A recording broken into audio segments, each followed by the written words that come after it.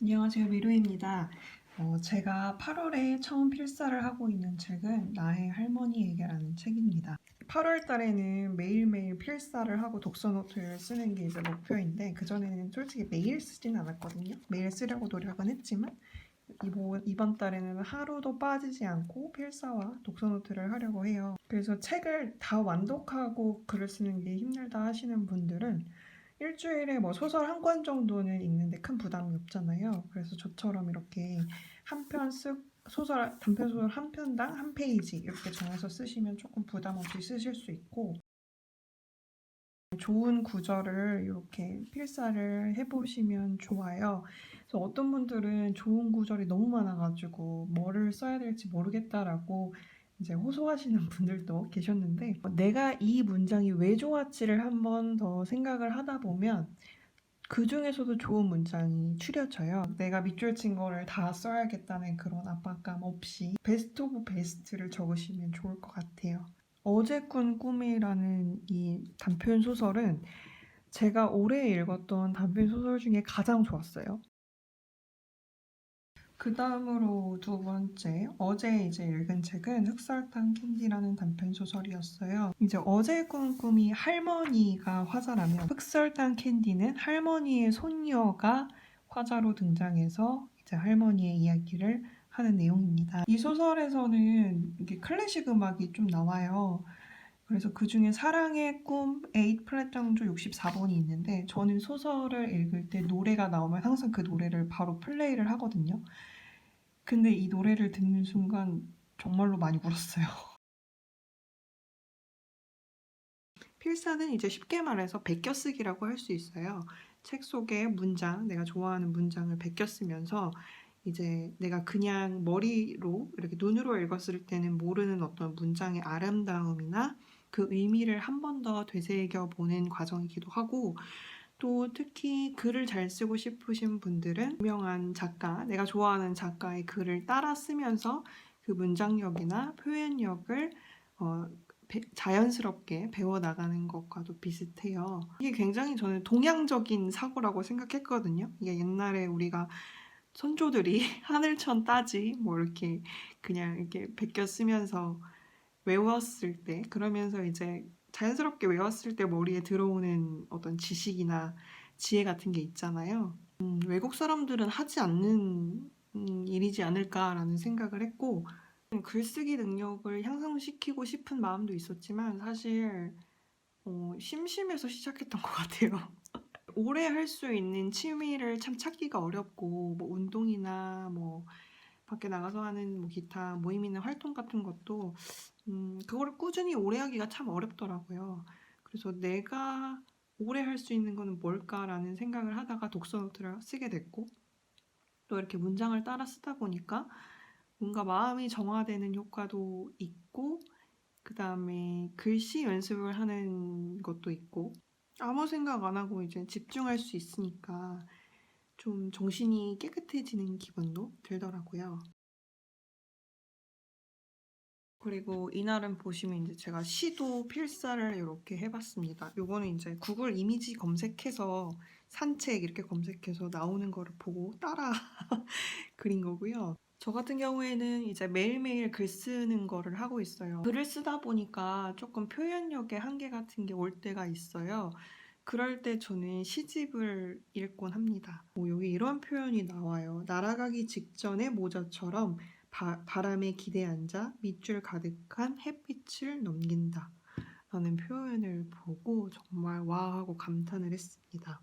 날아가기 직전의 모자라는 표현이 너무 좋은 거예요.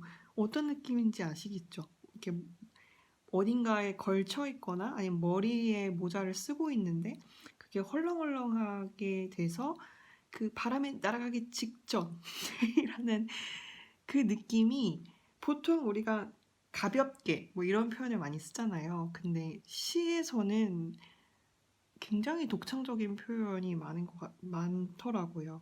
지루한 생각을 열고 뛰어나가는 개처럼 이라는 표현이 제가 매일 산책하는 공원이 있어요. 거기가 이제 개들을 이렇게 목줄을 풀어놓고 놀게 할 수 있는 그런 개 산책 공원인데 정말로 거기 있는 개들이 딱 그 주인이랑 차에서 내리자마자 목줄을 딱 풀어주면 무슨 몽골 초원의 말들처럼 막 그렇게 달려나가요. 그러니까 지루한 생각을 열고 뛰어가는 개라는 표현에서 저는 그 개들을 떠올렸거든요.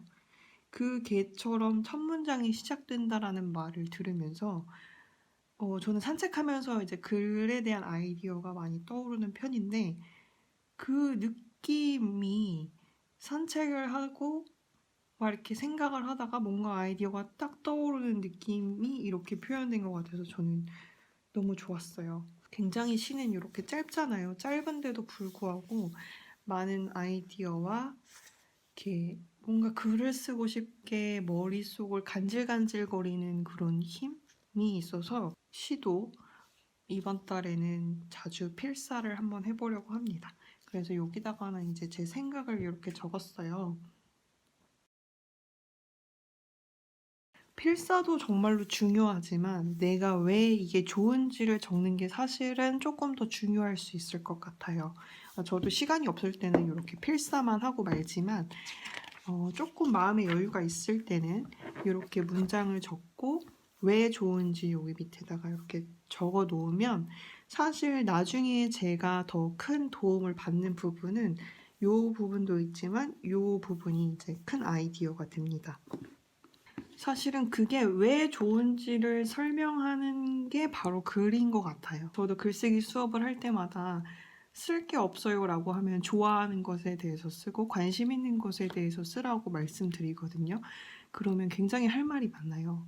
그러니까 막연하게 내가 뭐 써야 되지라고 하기보다 예를 들어서 제가 이 연필을 좋아한다고 하면 이 연필이 왜 좋을까를 아주 오래 생각을 해야 돼요. 어떤 부분이 좋을까? 내가 얘를 쥐고 있을 때 감촉, 얘를 쓰고 있을 때 어떤 이 흑연의 질감, 끝에 달린 지우개의 모양, 그리고 저렴하기도 하고 지울 수 있고 이 육각형의 모양, 여러 가지를 생각하다 보면 좋아하는 마음이 이제 글에도 투영이 되고 쓸거리도 굉장히 많게 되죠. 그런 식으로 책도 내가 이 부분이 왜 좋은지를 생각하다 보면 여러분이 뭐 독후감을 쓴다거나 리뷰를 쓴다거나 하실 때 조금 도움이 많이 되실 거예요.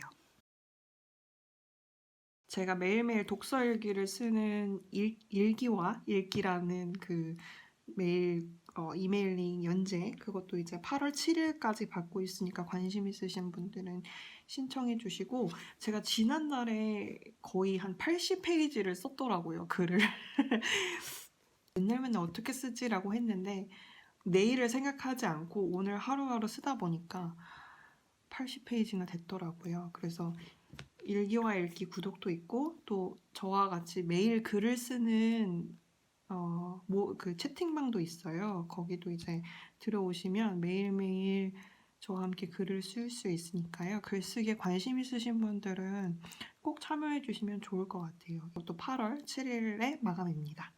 그럼 오늘도 영상 봐주셔서 감사하고 다음 영상에서 또 찾아뵙겠습니다.